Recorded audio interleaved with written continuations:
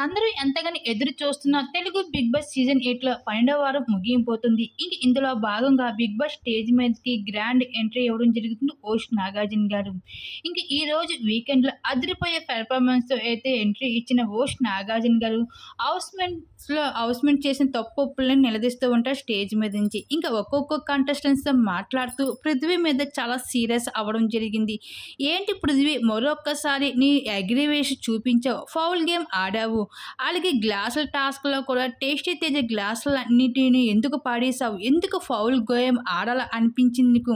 అలాగే గౌతమ్‌తో ఎందుకు కావాలని గొడవ ఆడేసి నీ అగ్రివేషన్ చూపించావు?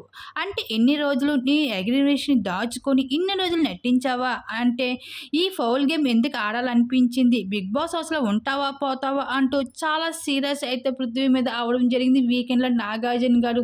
"నువ్వు ఇదే విధంగా నీ ప్రవర్తన ఉంటే నువ్వు ఇక్కడ ఉండవసరం లేదు. బయటకు వెళ్ళిపోవచ్చు. బిగ్ బాస్ హౌస్‌లో కొన్ని రూల్స్ ఉంటాయి. ఆ రూల్స్‌ని నువ్వు క్రాస్ చేస్తున్నావు.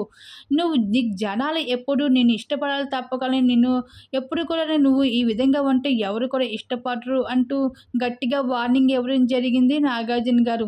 మరి పృథ్వీ అయితే ఆ మాటలకి ఒక్కసారిగా అయితే షాక్ అయిపోతూ సైలెంట్‌గా ఉండిపోయాడు నాగార్జున గారి ముందు. మరి నాగార్జున గారు ఈ విధంగా వార్నింగ్ ఇవ్వడంపై మీరేమనుకుంటున్నారు? మీ అభిప్రాయం తప్పకుండా కామెంట్స్‌లో షేర్ చేసుకోండి.